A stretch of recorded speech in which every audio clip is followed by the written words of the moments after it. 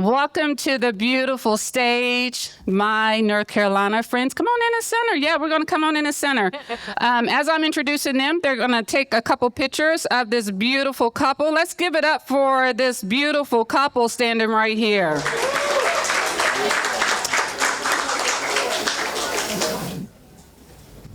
All right. So we want to go ahead and welcome and introduce a brief conversation with filmmakers Brandon and Ashley. They're going to tell you a little bit about the movie, give you a little bit of insight before we take a look at this beautiful cinematic feature. All right. You all take it away. Thank you. Hi, everyone. Good afternoon.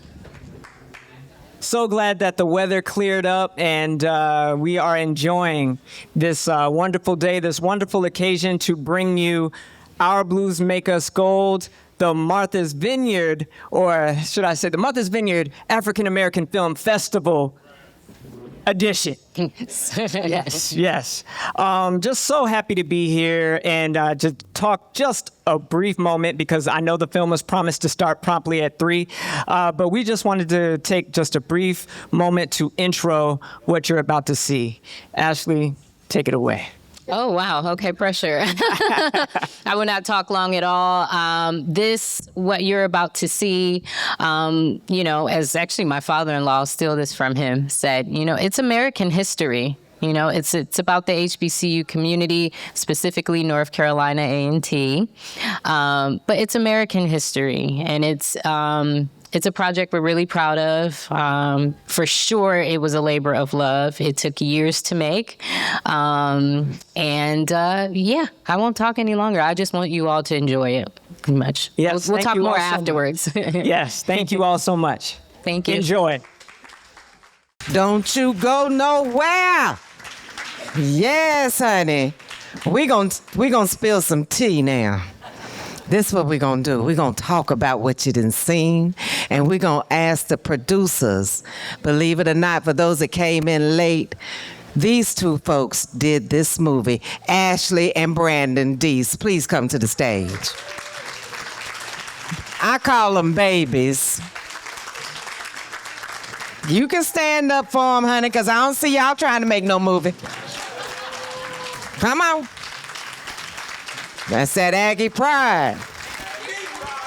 That's right.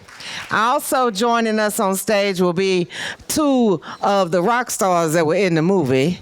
Brother Carl. Brother Carl, come on up here. I'm McNair.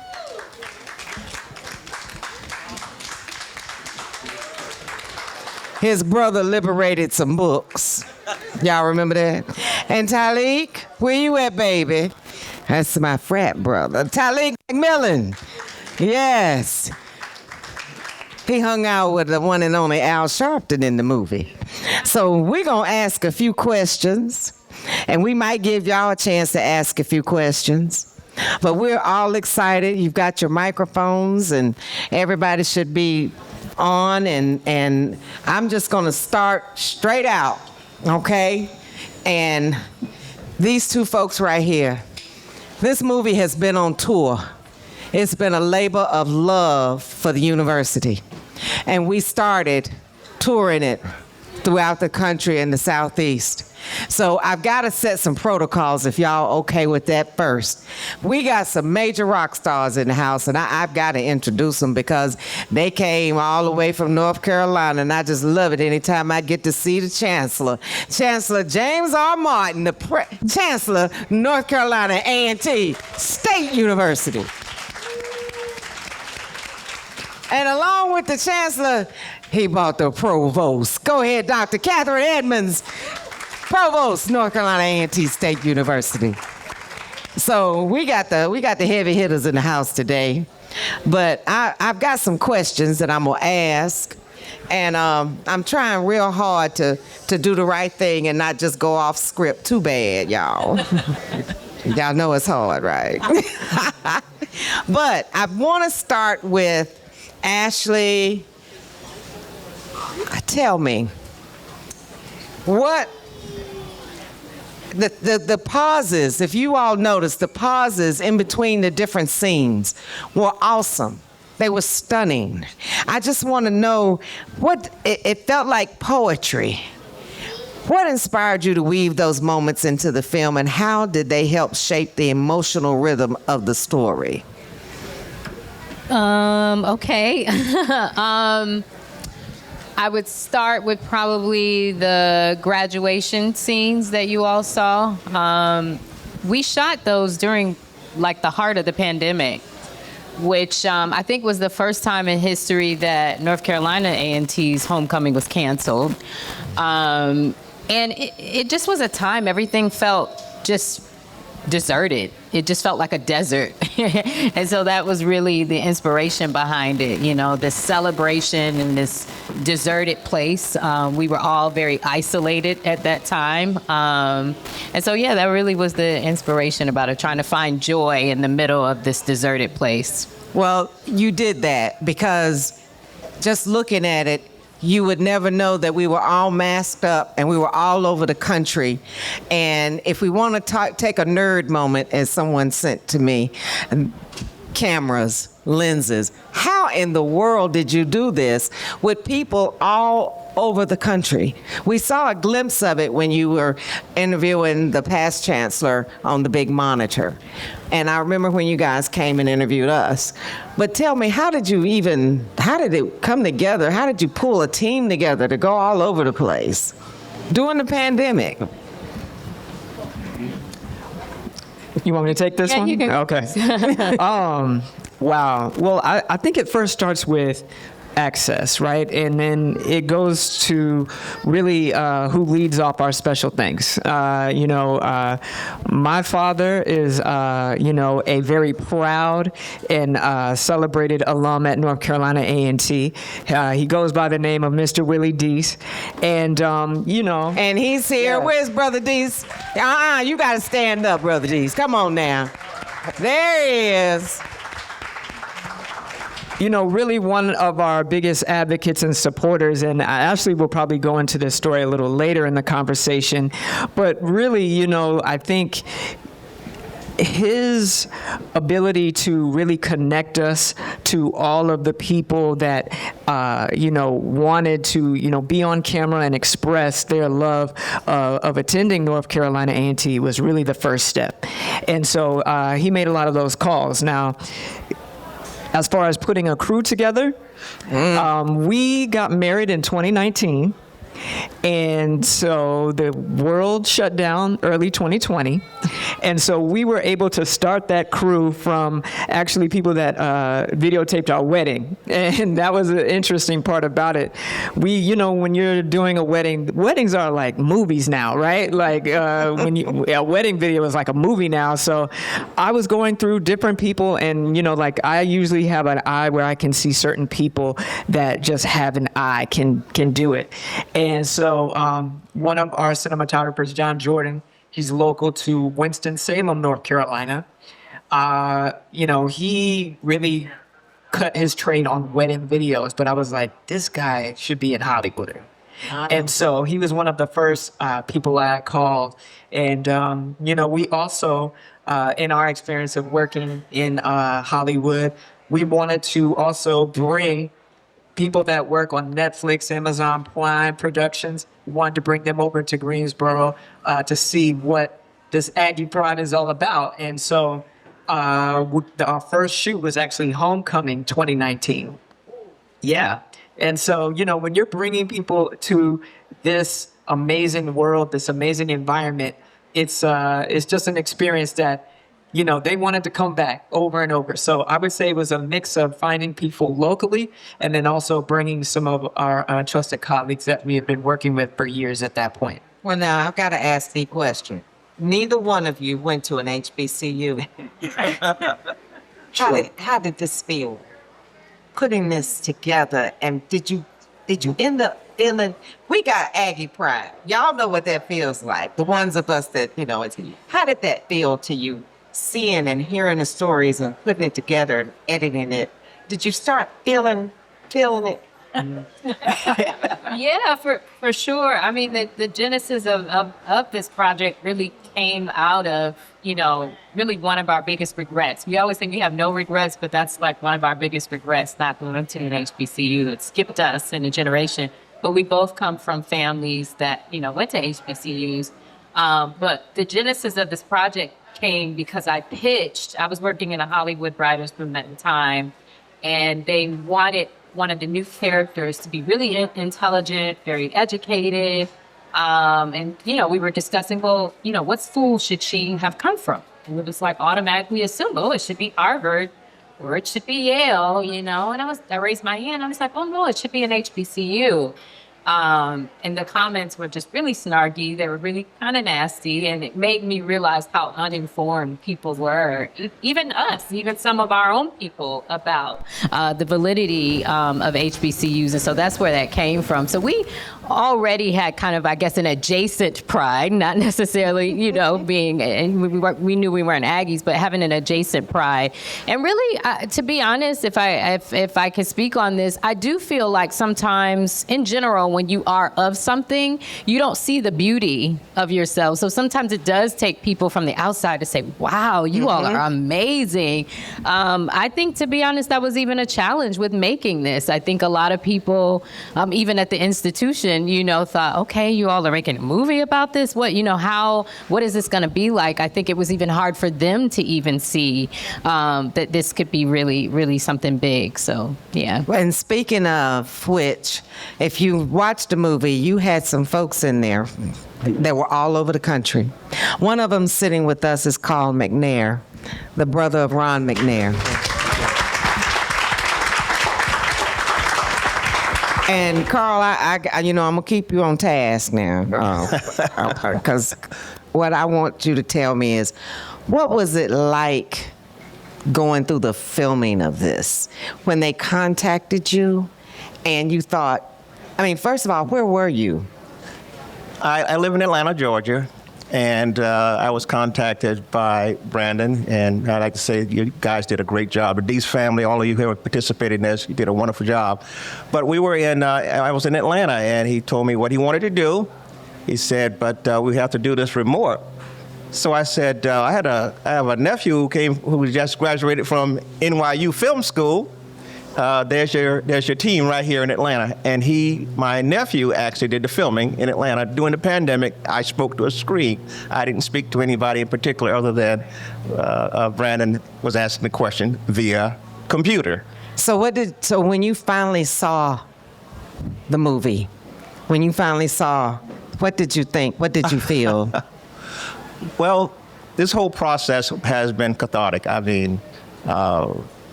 It is, even though it's been almost 40 years since my brother passed in the Space Shuttle Challenger, I still feel it. In fact, I feel it here today. Okay? Yes. And so it's a process. That's all I can say. Well, and like our chancellor likes to say, North Carolina A&T, from the cotton fields to outer space. That's right. And we got a whole movie about it, baby. I got to go to Taliek McMillan. Baby, you sitting over there on the sofa with Al Sharpton. How in the world I noticed you couldn't say too much, but what was that like? You were a mentor of his, and then you were contacted to be in this film, and then they say, oh, and you're going to be with Al. Tell me that process. How did that? Yeah, well, first I say I'm super grateful to you all. This has been an amazing process, and to the Deese family. I'm so grateful for this opportunity. But as I mentioned in the film, I've been working with Rev since I was 13 years old, and Jesse Jackson being a mentor of Reverend Sharpton mentoring me in the space. Jesse Jackson talked about A&T all the time, and so I'm like, what's this school about? And so I visited the campus and fell in love with A&T, and that's where I first fell in love with A&T. But like I said, growing up in the space, I think it's important to highlight the intergenerational aspect of movement building. And I think, from Jesse Jackson, his generation to my generation, activism looks very different, and I think that's what it highlights. It highlights, that this movement is intergenerational, and we are continuing to pick up the batons and standing on the shoulders of sheroes and heroes who have come before us. And I'm just grateful to have experienced and to continue to experience the wisdom and advice of giants such as Reverend Jackson and Reverend Sharpton. So when you saw the movie and saw yourself, when you saw it put together, what did you feel? Yeah, I mean, I felt, full of Aggie Pride first and foremost. Like I said, we were earlier. You said on the stage about running to folks from Central. I had some folks from Central on my flight coming here, and I'm like, we're going back and forth already. But I'm like, do your school have a movie? And so, I first feel with Aggie Pride, but first, and as alum Janice Howard Bryan said, coming from a school that teaches you. Not what to think, but how to think. And I think that's important. And it highlights that we are multifaceted. We are not monolithic in our ways. There are many ways that Aggies look, many career paths that Aggies go on. And I think this movie highlighted, how multidimensional our family is. And I think that's the love that brings it all together. Well, I'm going to switch gears a little bit. Anybody that likes to watch movies, you like a good sound score, a movie score, the music. The music was on point. It took me to church. I felt like at any time George Clinton was going to show up, and then Tupac was going to resurrect. How did you do that? How did you pick what you were going to... How did you figure out the music score behind this? Great question. That in itself was a process. A little bit about Brandon and I, we're such music lovers.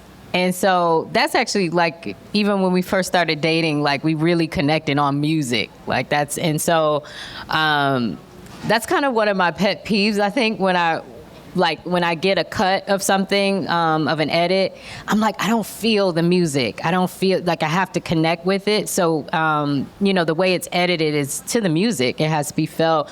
So it was a process of going through a lot of, independent music, some people that we knew, Tia P, who's actually a Howard grad, actually, right? Her song is featured at the opening.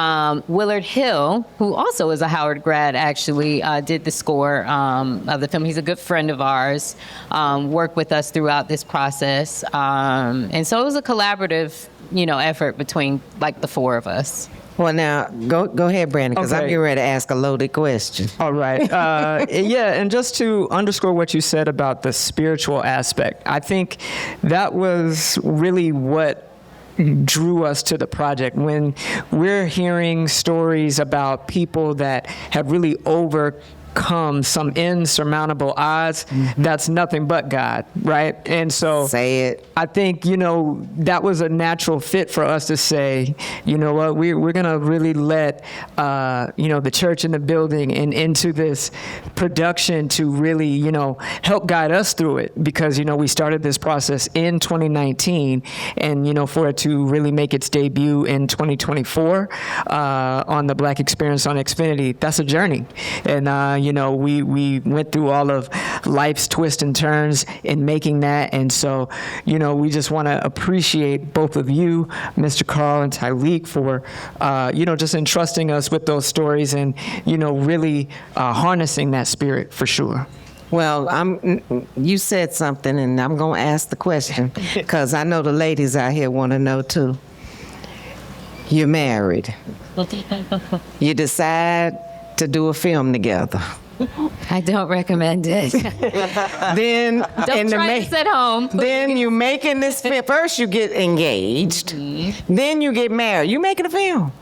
Then you have 2 children. You making a film. How did that, I know how it happened, but how did that work as far as, some of us, you see each other all the time. You need that break. This right here couldn't have been a big break because it's huge. How did you work it out? Did you like go to another room, say, don't talk to me for a day? Or, well, how did that work? Sometimes. Yeah, definitely the elephant of the room. That is like one of the biggest challenges, right? Like working with your spouse. I think equally though, it's just as rewarding. Because like it was very challenging making this project, and I can't imagine having to have done. I couldn't have done it by myself, right?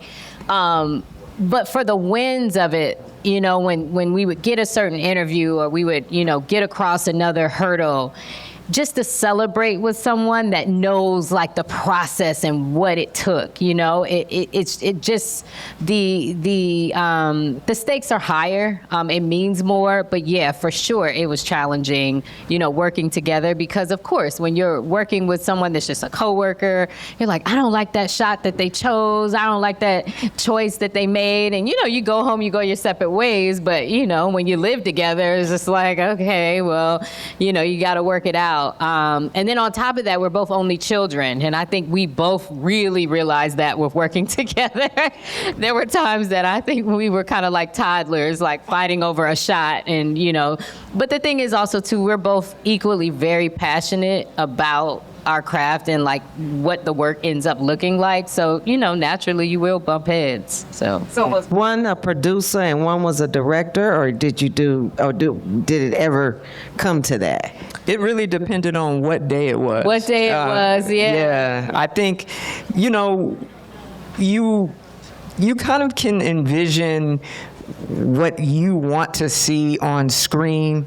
And then, at the end of the day, you look back at all that you captured and you just say, am I feeling this? Does it pass the feeling test? Do I get goosebumps? That was what it was, I think, for us in making this. Like, if we feel it, it stays in. If we don't, or if we're kind of ambivalent about it, then maybe we can work it until we get those goosebumps. But I think, does it pass the feeling test? That's what it was for us. Okay, you say. Sorry, Dr. Irish. Just to add to that, because we do get this question a lot on how like the process is for us to work together. There are some things that we share in working together, and then there are certain things that we know, like, oh no, you're better at that than I am. You're better, So a lot of times, I'll come to Brandon, let's say, with the idea, like, I'm thinking of, it's this. For example, the desert. I'm like, I just have this vision in my mind. It could be really cool, doing this thing in the desert. But then Brandon is the engine behind it. Okay, how can we make this happen? A lot of times it's like, what I want to do? And then he's like, how can we actually make this happen? What are the cameras we need? What are the technical aspects behind it? And then we both pick days and certain scenes on who's directing what. So there's certain things that are like, no, Ashley, you take this one. Certain things he takes. And then that's the other part about independent filmmaking. Anybody that makes independent film, you're the director, you're also like doing the parking, you're also catering, crafty, your wardrobe, your makeup, so you can't have any ego with, oh, I'm the director, I can't, because no, you're kind of doing everything. So was there mic check one? Mic check. Mic check. So is he good? Baby. Hello. There we go. Anyway, was there ever one scene, Ashley, that you were like, I want that scene. It's gonna stay. I don't care. You might not like it, but I want it. I want that scene to stay in. I'm gonna die on the hill. No, we're not cutting it. Brandon, you should probably remember, would it be the desert stuff? That's a good question. See, I think everything that she wanted to be in there made it in there, so I don't know if there was any debating. I think I had to fight for a few things I wanted, but I'm trying to remember. What was that? I had to start another fight. No. I feel like the desert. I feel like... So the desert, the desert was shot, you all. It was a pretty extreme idea when I think back of it. We were like, we saw this location. Well, I won't blame it on Brandon. I saw this location and I was like, we gotta shoot here. It has all of these different things. It has this airplane. It has all these different things. But somehow my mind wasn't really thinking about we were really gonna be in the desert. With an 8-month-old? With the 8-month-old. So we brought a trailer. In our nanny on set. And the trailer broke down. Yes, the trailer broke down. No AC. Our nanny, no AC. So our nanny had to get into one of the cars with our infant, turn the AC on blast. I'm literally like directing scenes, then leaving, going to breastfeed, directing a scene, going to breastfeed in the middle of the desert. Yeah, so it was a lot. So when it came to like the cutting, I was like, you're not cutting that. I went through way too much. We are not cutting that. So I would say that was probably the hill I was like, I'll die on this. Yeah. Well, let me be equally Brandon. Did you cut something out that you wish you didn't have to cut out, so that you could we not sit here 5 hours? Was it something that you really? Well, it's interesting that you bring that up. This actually started out as a 5-part series. And so, the first, I guess, installment was really the story of agriculture and STEM. And then it changed to, and then the second installment was civil rights, and then the third installment was business, and the fourth installment was arts and entertainment. And I guess the last installment was supposed to be kind of like more of a compilation. And so what you're seeing here really did come from a 5-hour cut. And so, for us, it's just like, yeah, there are some definite sacrifices that have to be made, but thank God for YouTube. This stuff is still going to see the light of day and really continue on. And so I love that about, if you're able to stream it on Amazon, you can also subscribe to our YouTube channel, where we're going to continue to feed these great stories that we might have cut out. Well, I'm going to just ask a few more questions, and then we're going to open it up for the audience. And if you have anything that you would like to ask, and I'd like for you to know also that Brandon and Ashley, tell them where you live. Yeah, so. We live in Dar es Salaam, Tanzania. Tanzania. Yes. So when we're putting all this and talking with them, there's an 8-hour time difference. So the love for what they do is real. That's real, because sometimes if you look at what time it is here versus what time it is there, and they have 2 toddlers, it's love. And then when you look at what our country is going through and the attack on HBCUs, this is a very timely piece, very timely. Did you ever think that this right here could or would be caught up in a point where we can use this to our advantage as an HBCU, any HBCU?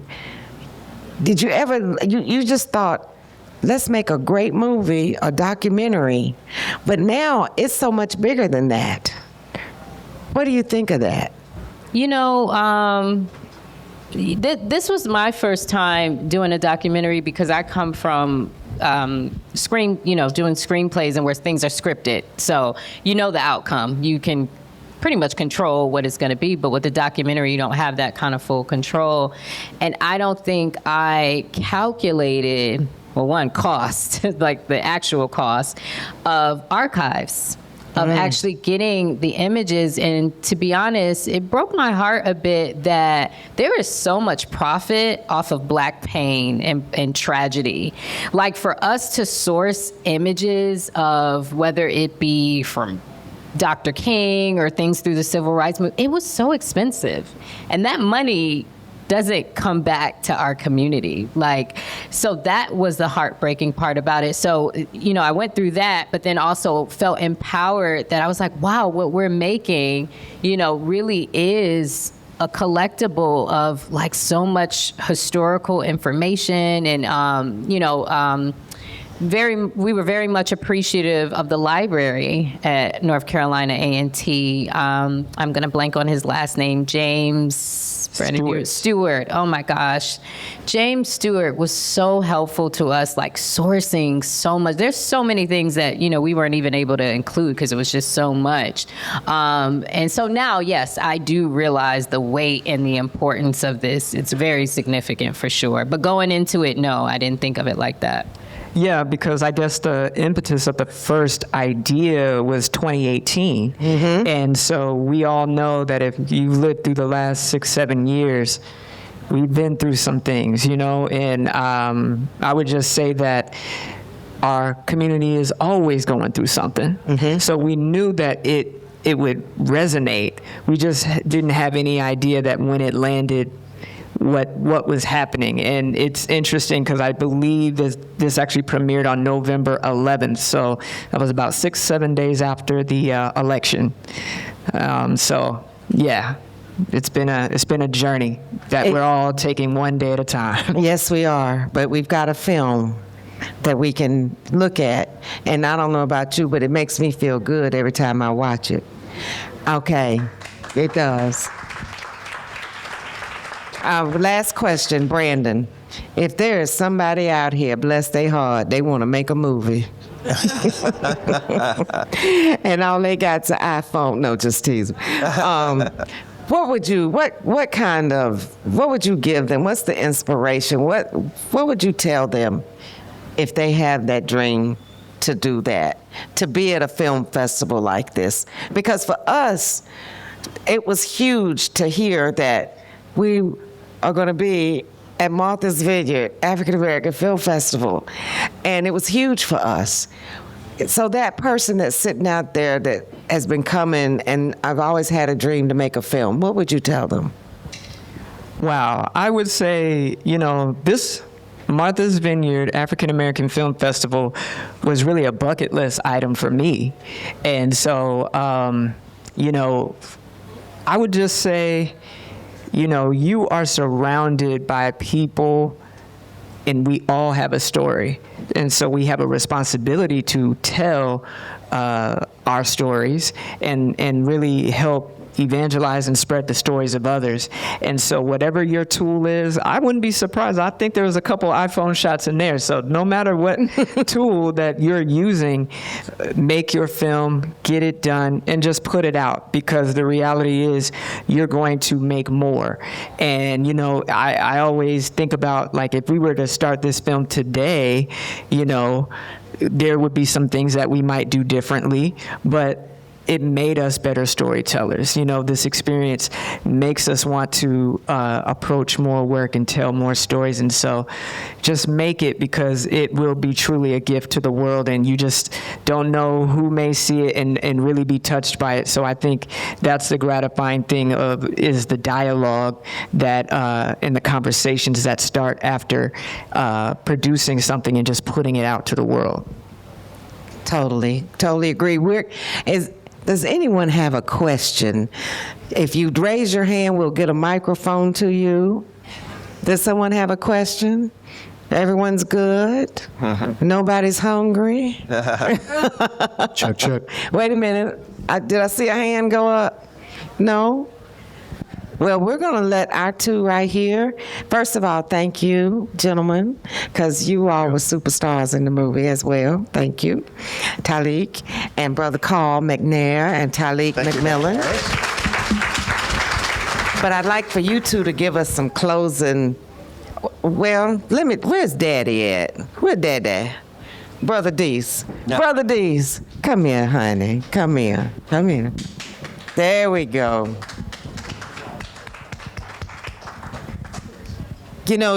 When Brother Deese said that he's going to get behind something, this is the man you saw on film that got behind the school, that got behind his alma mater, and got behind his children.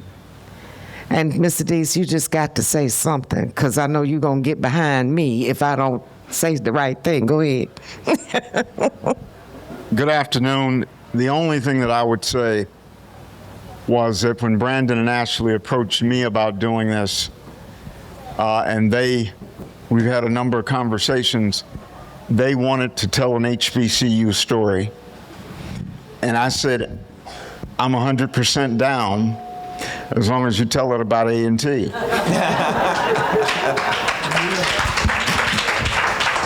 But what I also said to them was that if you tell A&T's story well, you will be telling an HBCU story. Yes.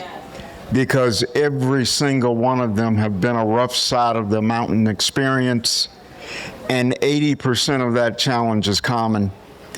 And despite obstacles, man-made and natural, we find a way to get over, through, and around, no matter what. And we win over and over again. And so that was the story I wanted to see them tell. And I also said to them, if you tell it well, it will be universal. And you don't have to have gone to an HBCU to appreciate it. But if you did, you know. Yeah. Yeah, and I would like to add that if there's any HBCU college presidents, provosts, or anybody out here, I believe you can probably talk to them. They might, help hook you up. It ain't gonna be as good as I feel, but you might get the hook up. Give us some closing remarks. Wow. Well, I just wanted to salute my better half at just. We did it. We stayed the course, I remember when we were sitting on the couch in California, you were interviewing Mr. Carl, and I think we got about to the 2.5-hour mark, and Mr. Carl was like, wow, y'all got any more questions? And I think you said, yeah, I just have about 13 more. and he was like, this is way more in depth than I thought it was going to be. And but I just want to salute you for being able to really bring out sides and things in our interviewees and our subjects that, over a 3,000-mile gap, over a Zoom call, that was truly incredible to watch. So I just wanted to salute you on being able to really, have a conversation with people as if she's known them all their life, right? So, salute. Thank you, Brandon. In addition to thanking you, of course, obviously none of this could have been done without you, for sure. I want to thank the Moses brothers, who are not here, who graciously the Farmer shared brothers, their farmers. story. Yeah, the farmers. Miss Sandra Hughes, as well, who was just also very just giving and sharing so much of her story. Oh my goodness, Valerie Neiman and Dr. Teresa Stiles, who were our historians, in this piece, and all the people that were a part of this. Dexter Mullins, as well. Just that's my favorite part about doing documentaries, is just the kid in me that's genuinely curious and asking people about their lives, that I was able to do that. And so I was thankful that people were willing to share. And I feel like I got my lick back with that writer's room that was like, oh, HBCUs. And was like, well, we're on Amazon now, so end of that story. And thank you all also for coming out and your time. I know there's other events going on. Thank you for just staying and watching it. Please share it with others, for sure. Thank you. Yeah. We have had a tremendous crew supporting us and getting us through the tour and to the Vineyard. So, from Dr. Irish to Miss Phyllis Cunningham And Pastor William, your help has been so invaluable. Yes. Miss Raylisha Mercer. I have a special thanks screen on there. I mean, there's just so many names that has really helped. But thank you, North Carolina A&T State University, for your support and trust. Also, thank you, Mr. Carl, Brother Taliek, just for the work that you all are doing. Thank you for really sticking with us through all these years, and not knowing like whatever happened to that documentary. We just can't thank you so much. We want to thank our boys too. Oh my goodness. Bridge and our Asante, boys. our 5-year-old and 3-year-old. We were not parents when we started this, and now we have 2 kids by the end. That's how long it took. But they've truly been there every step of the way. They really were. Even we in don't your have any stomach. BTS Yes. showing, but in our BTS photos, Yeah. I'm pregnant, then I have a baby strapped to me while behind the camera. We went through Yes. all the stages, so thanks to them. So all the family that's come out and all Mama these Carol, new oh my friends. goodness, she was Yeah. babysitter on set. Sometimes we had to turn a green room into a playroom or a nursery. She was there to help with that. So much thanks to her. I don't see her, but I know she's somewhere first back short there. film. Oh, there she is. My mama was my videographer, so we got to give props to her for Thank sure. you. It definitely takes a village. Well, again, thank you so much for coming out. And now you understand when an Aggie walks past another Aggie and they say, Aggie Pride, Aggie Pride. Y'all you all. enjoy the rest of the festival. It's a wonderful day today. And thank you for coming out. Thank you. Thank you.